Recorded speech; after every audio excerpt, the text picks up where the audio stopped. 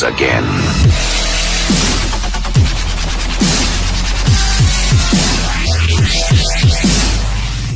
Halo, nama saya Sulis Hadiani. Saya dari Universitas Pamulang, kelas manajemen 005. Saya ingin mengerjakan tugas bahasa Indonesia dan saya akan bercerita tentang cerita rakyat yang berjudul Asal-usul Cerita Danau Toba dan Sejarah Pulau Samosir. Alkisah. Pada zaman dulu di sebuah desa di Sumatera Utara, hiduplah seorang pemuda bernama Toba. Ia hidup sebatang kara. Kedua orang tuanya sudah meninggal. Para penduduk di desa itu adalah petani. Demikian juga dengan Toba. Walaupun hanya memiliki sepetak sawah berukuran kecil peninggalan orang tuanya, Toba tidak pernah kekurangan. Ia selalu bersyukur atas hal itu meski kehidupannya tergolong sangat sederhana. Pada suatu ketika, desa tempat tinggal Toba berada di tengah para penduduk kesulitan. Sawah mereka pun mengering. Tersedia di lubang sudah hampir habis, tapi hujan mengguyur. Kekeringan yang melanda desanya tidak membuat Toba patah semangat. Ia memutuskan untuk ganti hama sendiri. Toba berencana mencari ikan ke laut.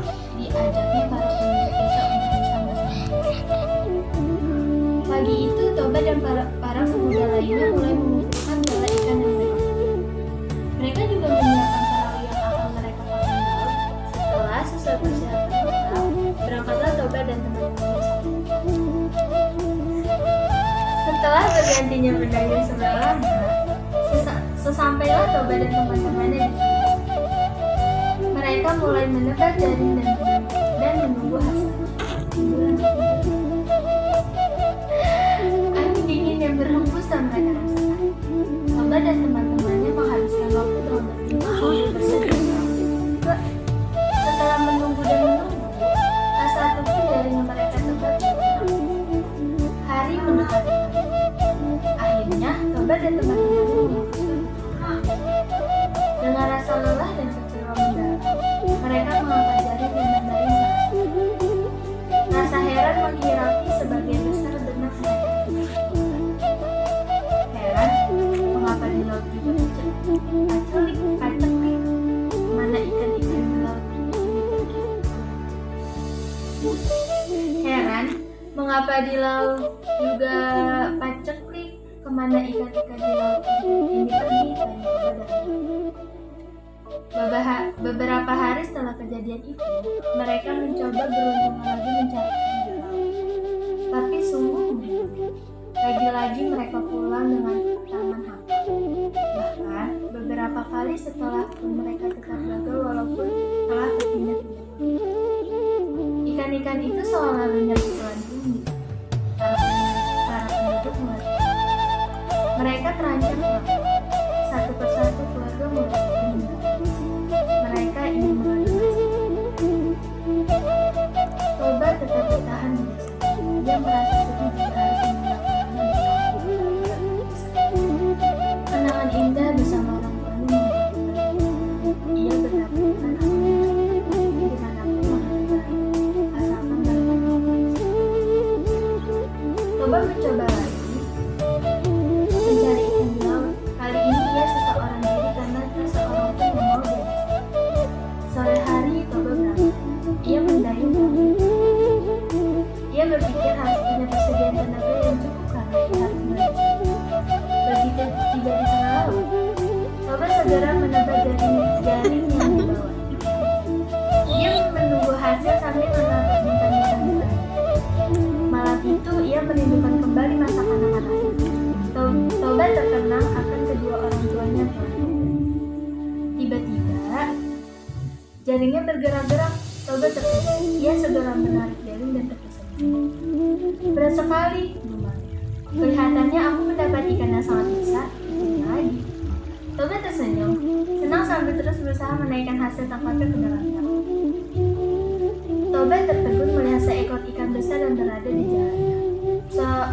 Seekor ikan besar berwarna keemasan yang sangat cantik. Ikan apa ini? Tanyanya dalam hati. Toba merasa heran karena ia belum pernah melihat ikan seperti itu.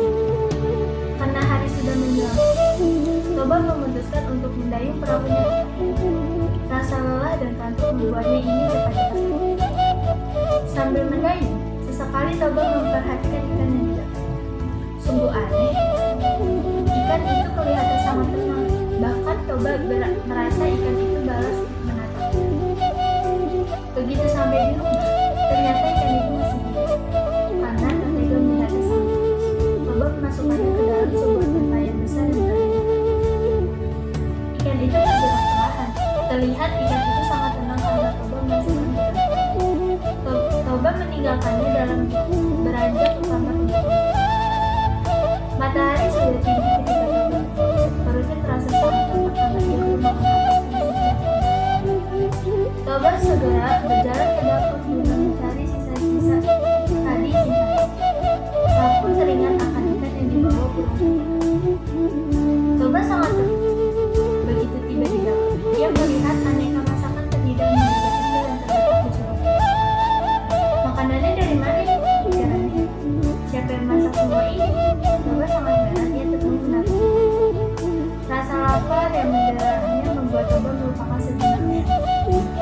Meski Tuhan mengirim seseorang untuk mengantarkan makanan ini, dia segera mengambil piring dan makan. Sungguh makanannya sangat enak. Belum pernah Toba merasakan makanan seperti itu. Keesokan harinya, Toba meninggalkan rumah pagi. Ia pergi ke pantai hendak memeriksa kondisi perahu. Toba tidak putus asa. Ia berniat melaut lagi nanti malam. Ia berpikir jika manusia mau berusaha, Tuhan pasti memberikan. Ketika pulang ke rumah siang harinya, Toba kembali terkejut. Aneka makan tersaji di meja kecilnya di surga. Toba memeriksa seluruh rumah sampai ke halaman belakang. Ia tidak menemukan seorang.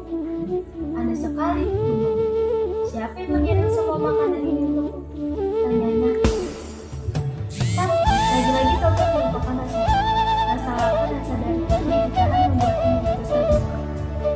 Sore hari tiba, Toba bersiap-siap untuk pulang. Nasi siang rupanya belum mau mendapatkannya. Toba pulang dengan tangan hampa, dia tak mendapat selesai.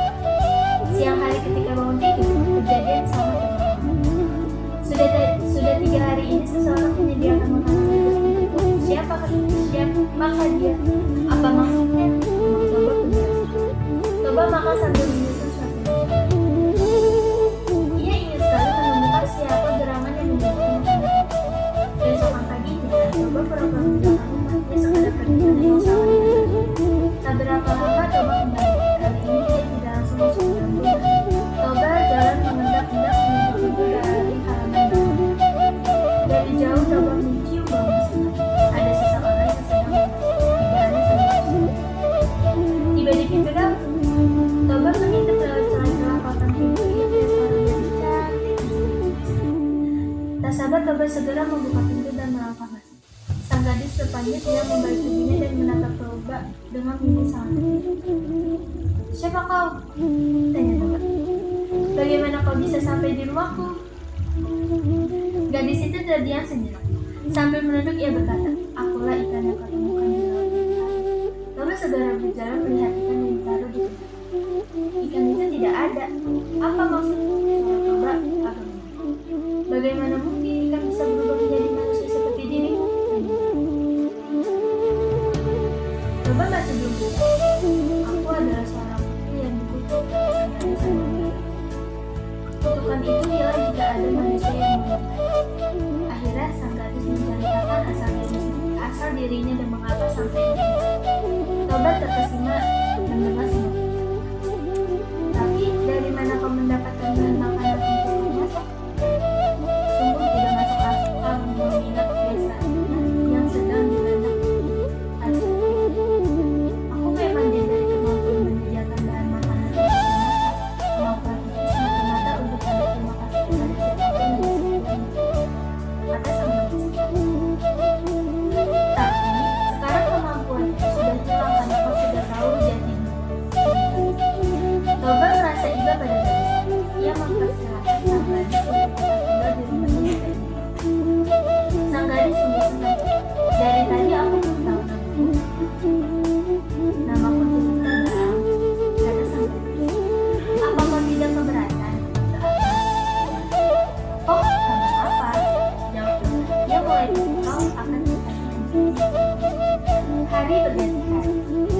dan Jelita hidup satu kakak.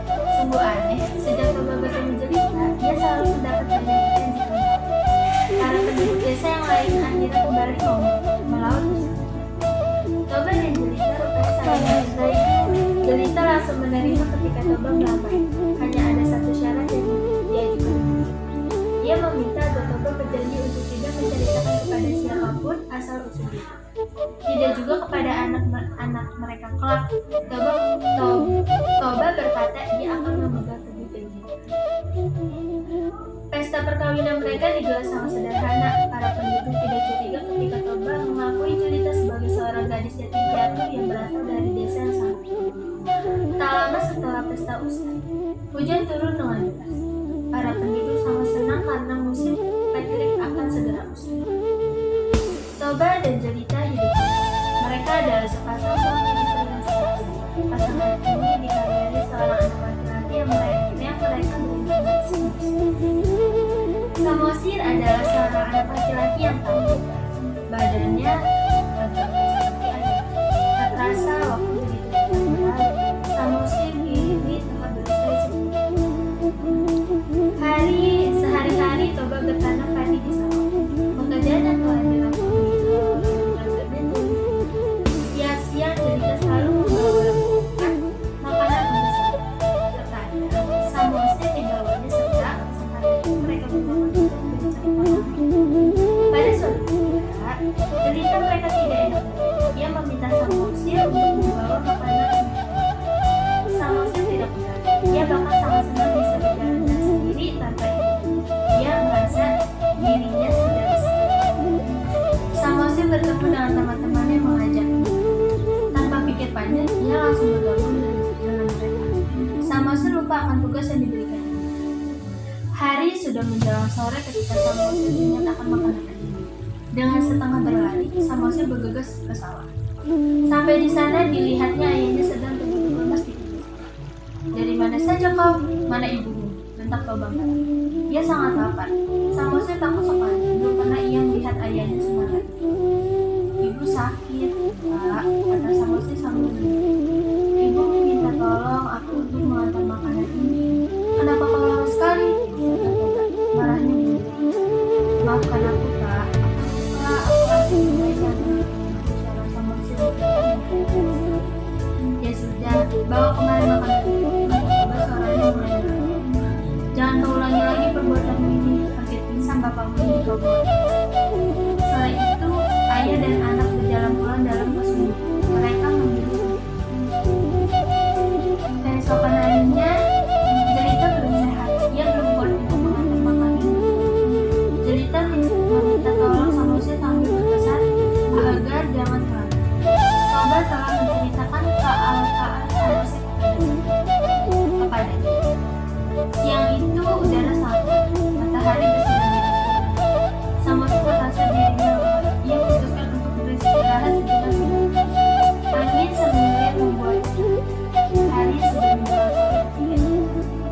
Alangkah terkejutnya Samosir ketika menyadari dirinya kembali terlambat membawa makanan. Lebih terlambat dari kemarin. Tanpa kenal lelah, Samosir selalu menunggu. Dari jauh ia melihat ayahnya sedang duduk sendiri di tanah.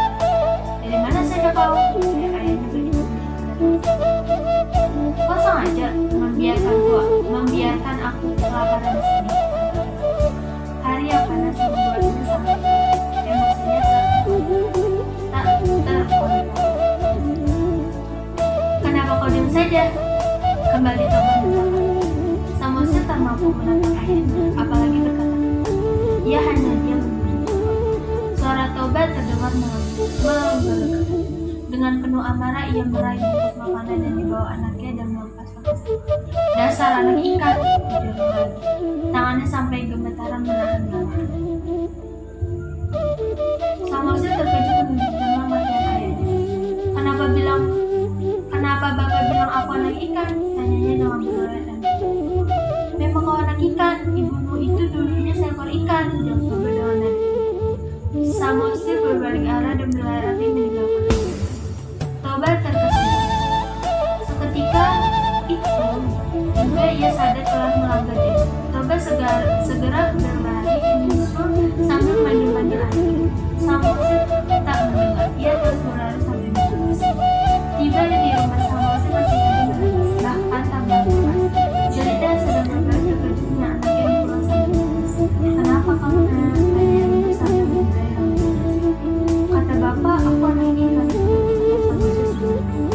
Apa benar ini seorang ikan, seekor ikan?